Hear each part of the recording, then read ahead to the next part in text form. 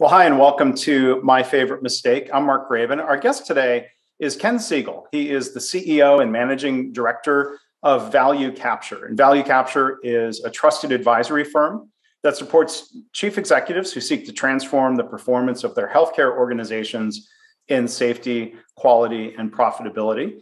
In terms of disclosures, I have worked as a subcontractor with a partner in collaboration with Value Capture for it's going on 4 years now. I've served as a senior advisor to some of their healthcare clients, and during pandemic times, I've had a role as director of strategic marketing for the firm. So I just want to make sure that that's all disclosed. And with that, Ken, welcome to the podcast. How are you today?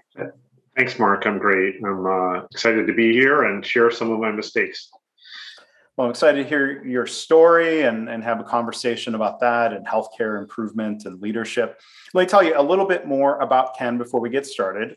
Prior to forming Value Capture, Ken served as the founding director of the Pittsburgh Regional Healthcare Initiative, and he served for 5 years as senior program officer at the Jewish Healthcare Foundation of Pittsburgh.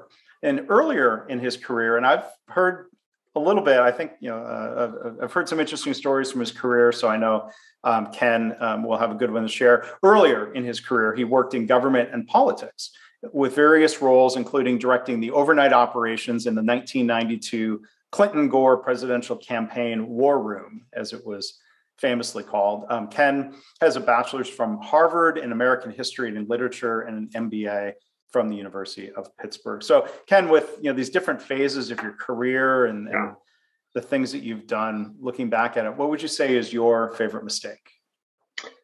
Mark, so in my career, which is obviously checkered as you've outlined it, it wasn't hard for me to think about my favorite mistake and to really come up with it right away. And it actually occurred during my very first year out of college. In my first full-time job, which was as a legislative aide on Capitol Hill. I had sort of landed what for me at the time was a dream job, working for a very respected member of Congress from a state that I thought was pretty exciting, California. And things got even better for me right away. I stumbled into a situation where the senior aide above me was about to head out on pregnancy leave. So I got handed a whole set of significant responsibilities on sets of issues I cared about to be the advisor to the congressman and support him. And one of those was supporting him in his key role in the Judiciary Committee, which had key oversight over immigration issues. And we in this office were right in the middle of really a crucial phase in immigration policy, which continues, of course, to be very controversial. And the year here was 1988 and 1989. So I'm a year out of college. And 3 years before, Congress had passed a major immigration reform compromise. And we were in the phase of overseeing the regulations as they were written and put into phase. And the way Congress worked at that time was that every member of Congress is responsible for voting and having a sense of what's going on literally every issue, domestic and foreign, in the nation, if you think about it. Mm-hmm. And there just is only so much bandwidth to go around in terms of thinking about that.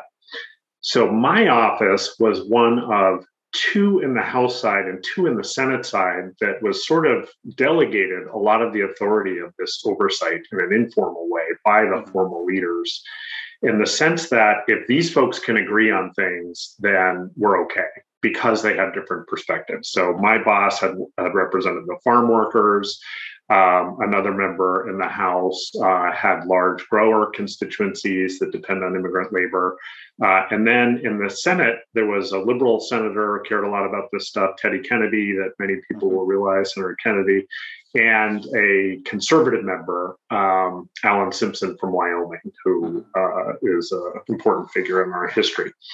So one day, we would all work on these issues together and were looked to, but we didn't see the issues the same way. So we were indeed debating these behind closed doors lots of times.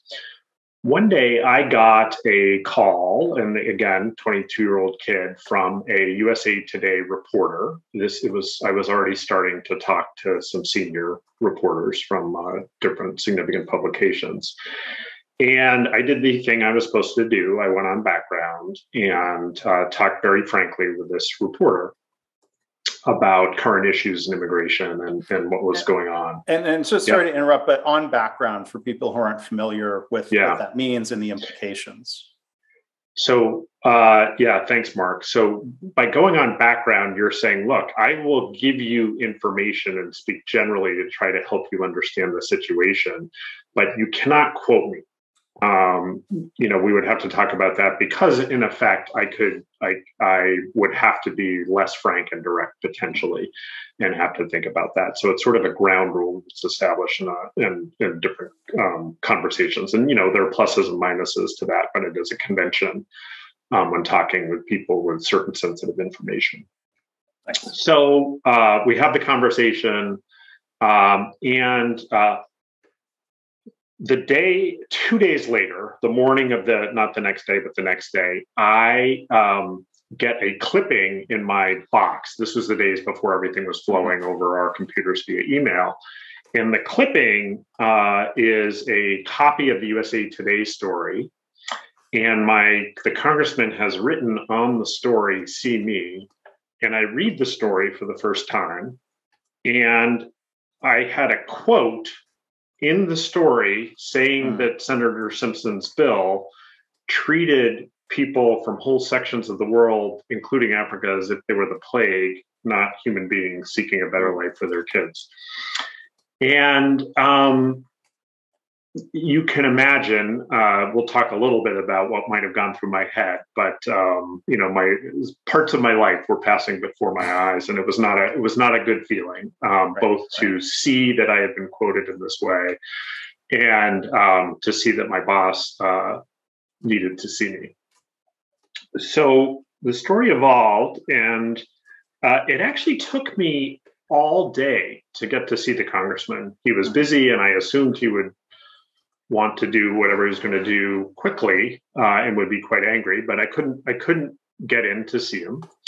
And I finally got in at the very end of the day, maybe 6 p.m., 6:30 p.m. And I got into his office and he started asking me questions about other stuff we were working on, including budget reconciliation and other things. And I was, at first sort of dumbfounded, but I sort of tried to hang in there. And our conversations were usually me giving information, but also seeking to learn.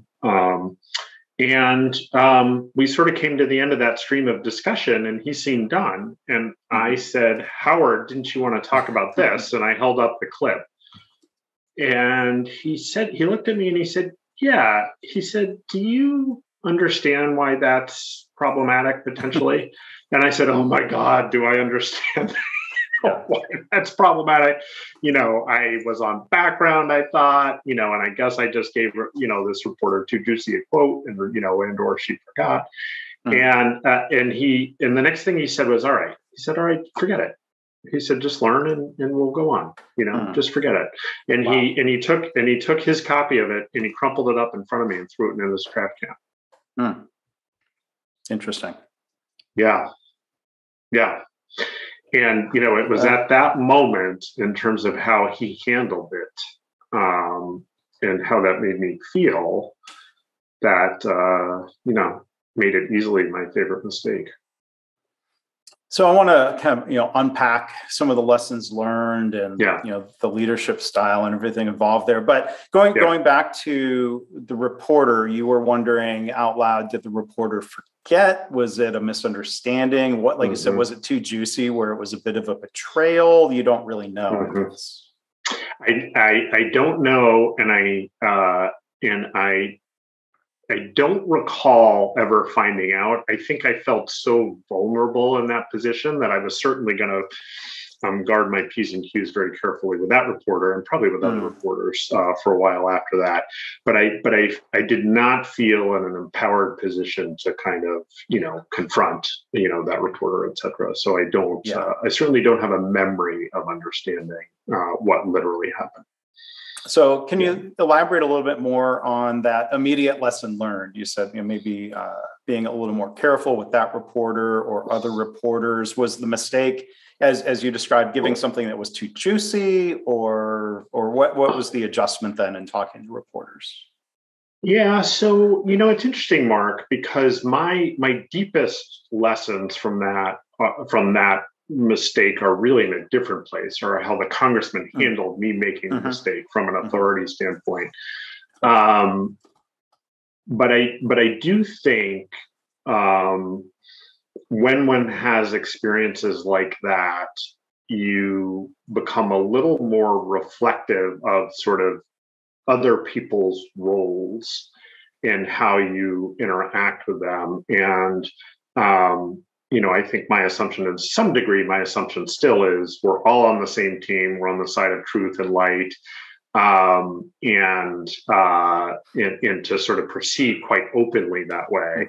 I do think it's important, particularly when there's other people's sensitivities involved, to realize that there are patterns to be careful about.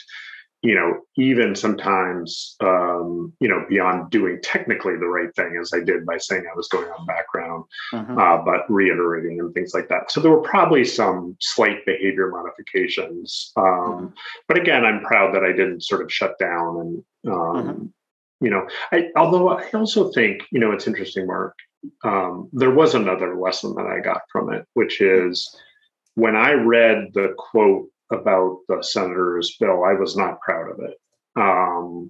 It was in some ways sort of what I felt emotionally, and and it was defensible, but it was not constructive.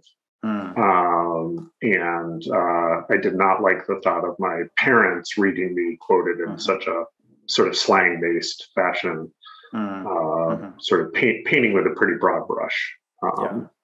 It was a colorful phrase. Maybe the ability to turn a colorful phrase when pointed in a good direction helped you then later become a speechwriter and do some other things. Yeah, that's right. And I did because my sort of in terms of career sense, I survived this mistake. We'll talk a little bit more about that.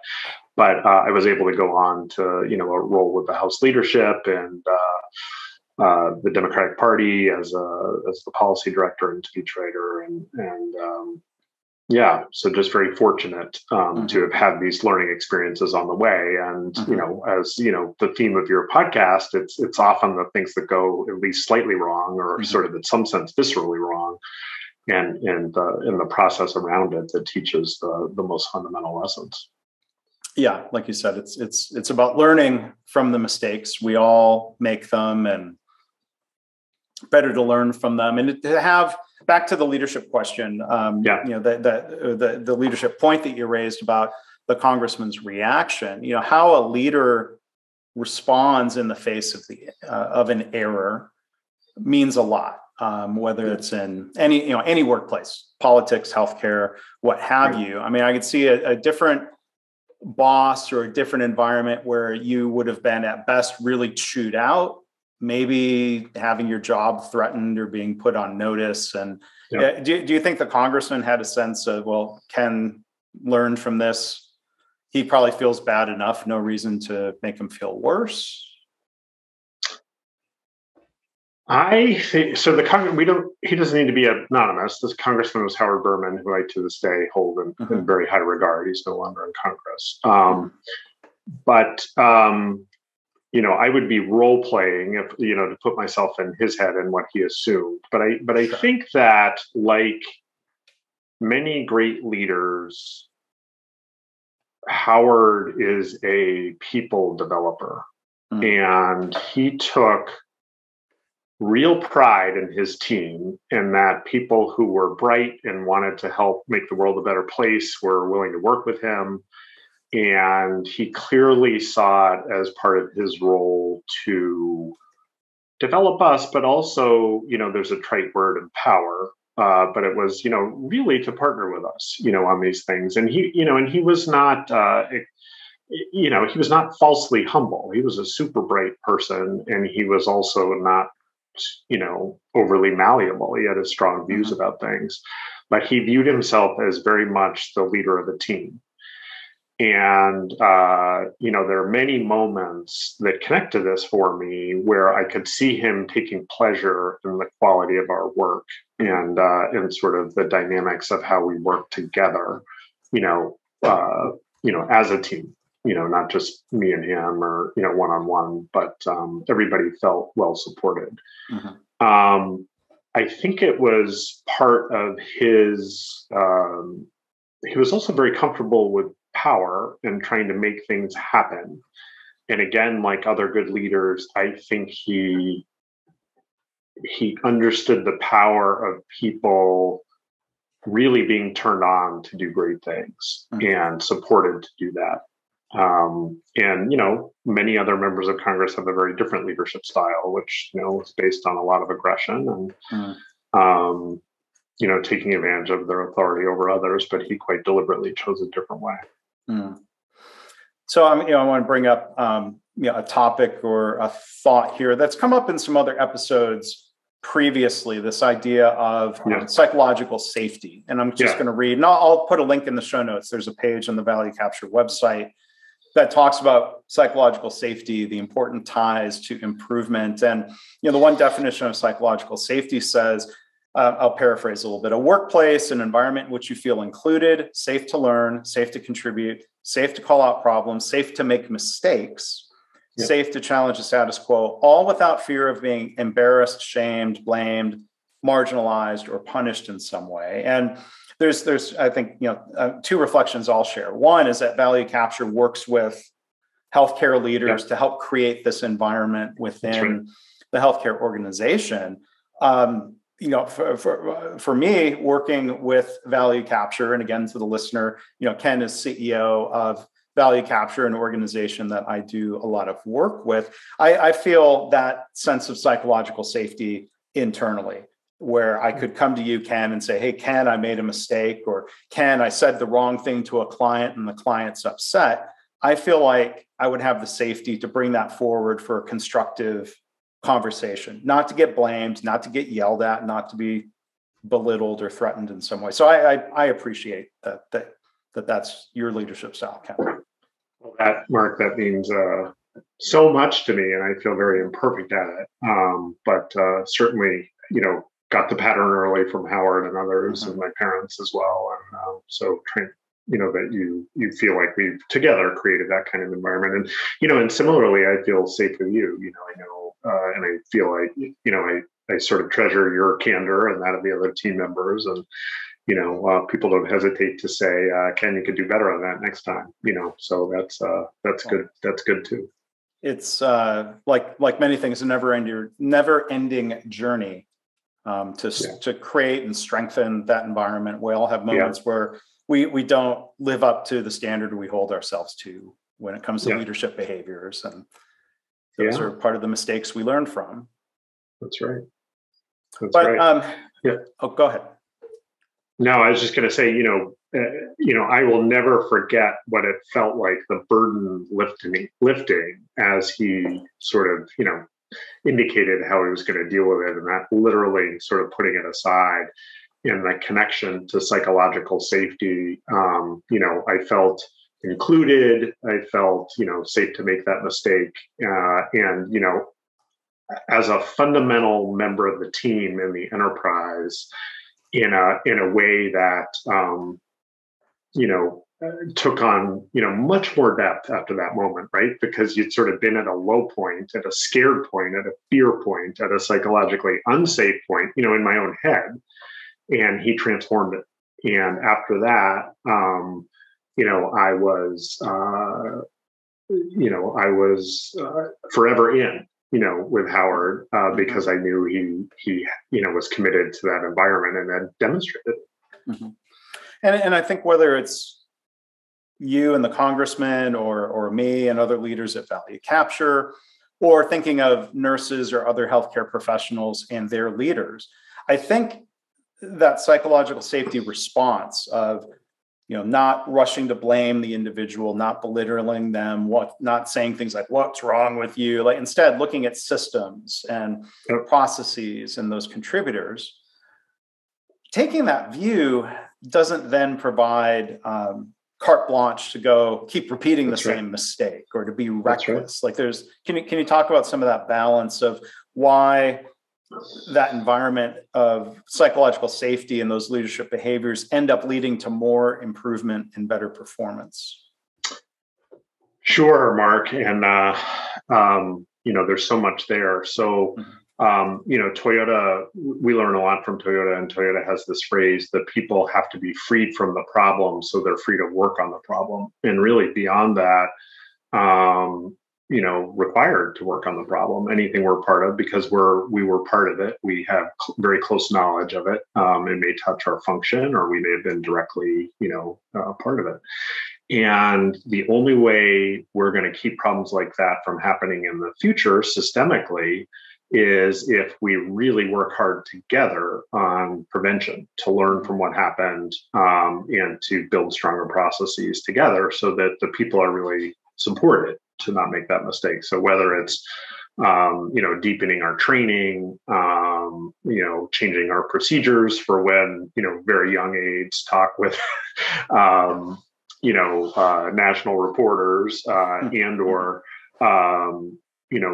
really in a way, much more significant examples of that in healthcare, to allow, staff to succeed in what they want to do in caring for patients in very unsafe, high risk systems, without making errors. Then that's how we improve. So the psychological freeing is crucial. It is not carte blanche, as you say. It is freeing you from the fear part of it, so your obligation kicks in to be part of the improvement, and the energy converts. And certainly, if you're not showing a commitment to the learning or the deepening of the capability cycle that's going on in the organization, then that's a different set of behaviors that says, do we really want to get better or not? And that, that of course would have to be checked. But most people, when given psychological safety, especially when things go wrong, respond much as I did, in terms of, not that there isn't sometimes processing that has to happen, but, who are further into that improvement cycle. And I think part of the leadership mindset is this belief that people want to do good work. Yeah. People don't want to make the boss or the party look bad through a quote in the paper. People don't want to make mistakes in healthcare that might end up harming a patient or worse. Like, I was wondering if you could share a little bit more of, your thoughts of that belief, or, how do we develop that idea that, everybody does want to do good work? How do we tap into that instead of assuming the opposite? Yeah. And, and again, coming from that very earliest experience, and then through, Mark, the things that we do together in healthcare and those we've learned from, it is so much always about the people and how they feel and what they want to do. Mm-hmm. And what they want to do is succeed in their work, and if we think about it in healthcare, it is to help people get better. And that's what everybody gets to work wanting to do every day. And so when you think about it as the potential for an error or harm is, is not a quote in the paper, but actual damage to human beings' physical life and the emotional damage beyond that, the stakes are very, very high. And again, the great leaders in healthcare and those that have their organizations reach the highest level, as you say, rooted in this recognition that people aspire to succeed and to do great work and to fulfill their human promise. Mm-hmm.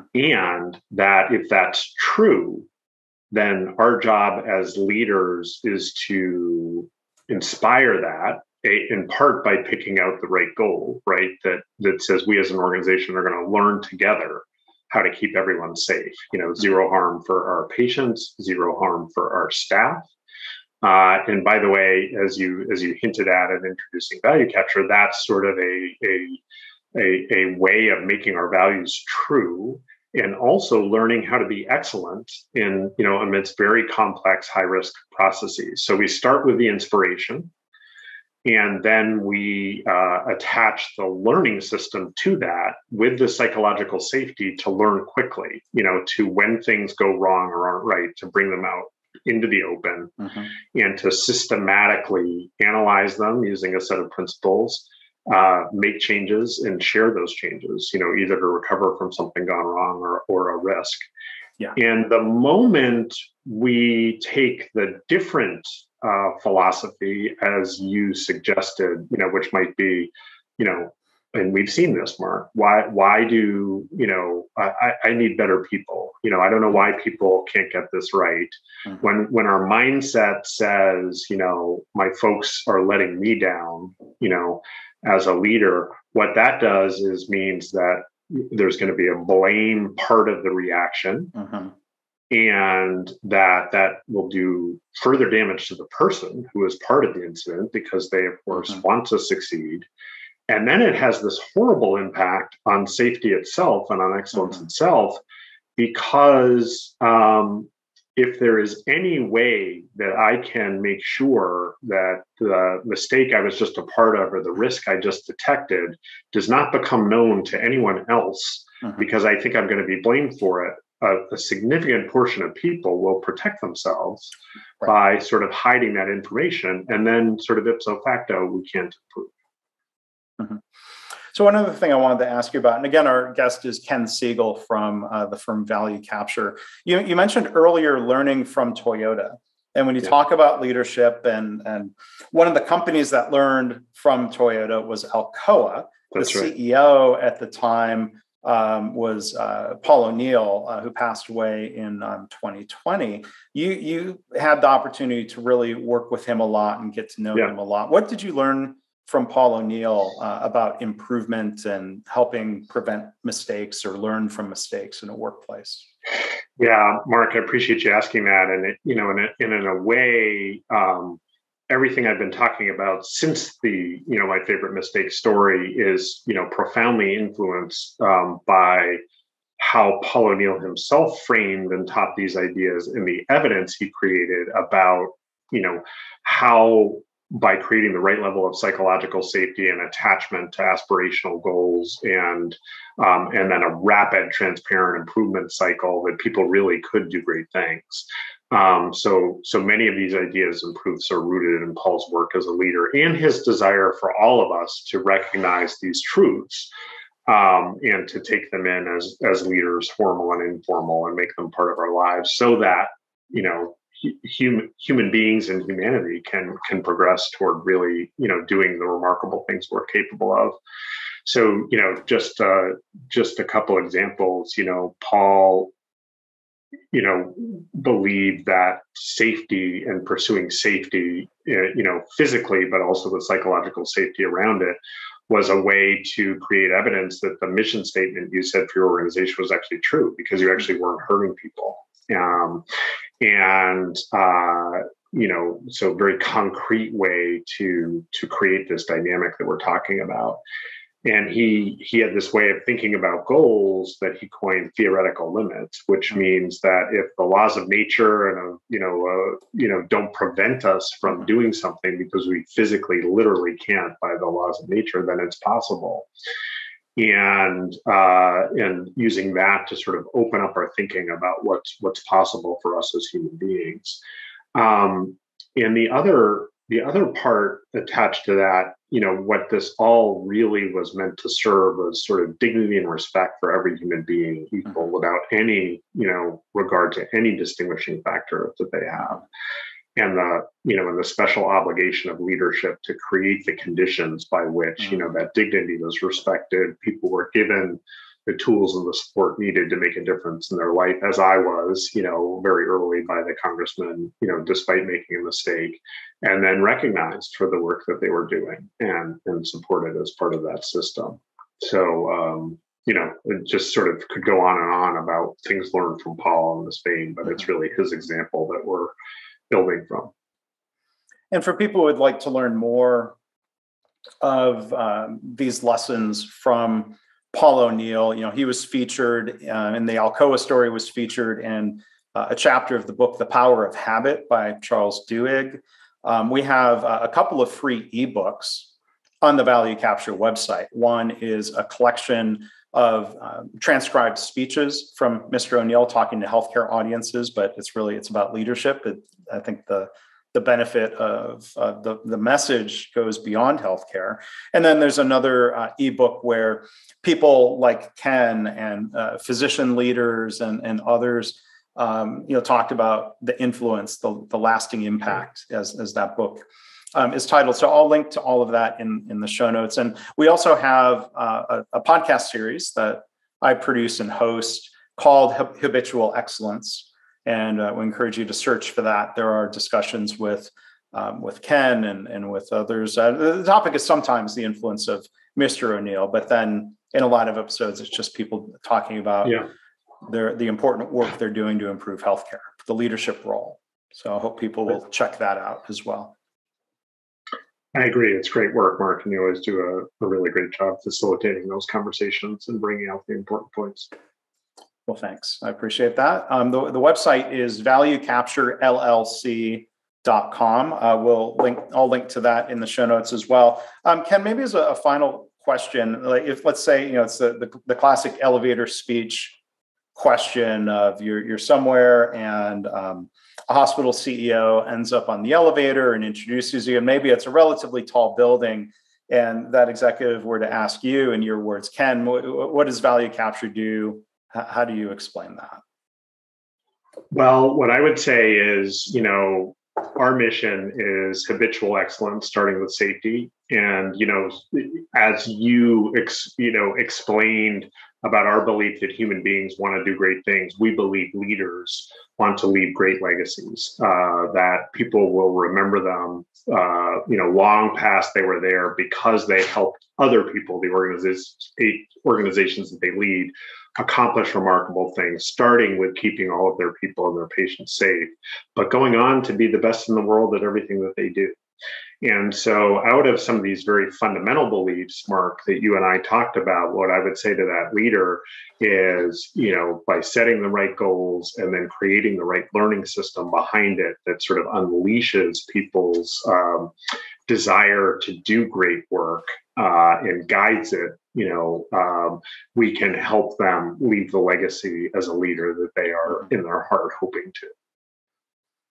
And so when you talk about aspirational goals, the aspiration to leave a great legacy, the aspiration to have nobody harmed, whether that's providers, healthcare employees, or patients, that does rely on, like you said, the learning system, and that includes learning from mistakes. And so that's why I knew you would have a great story and reflections along those lines here on my favorite mistake. So I appreciate you being here, Ken.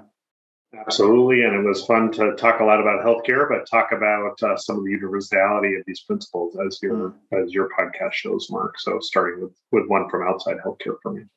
Yeah. Well, thank you for connecting those dots, Ken. Again, our guest has been Ken Segel, CEO and Managing Director of Value Capture. And again, you can learn more about the firm. And this is a rare interview where I get to say our work instead of saying hit their work. You can go to valuecapturellc.com. Ken, thanks again. This has been really great. Appreciate it. Mark, thanks for having me.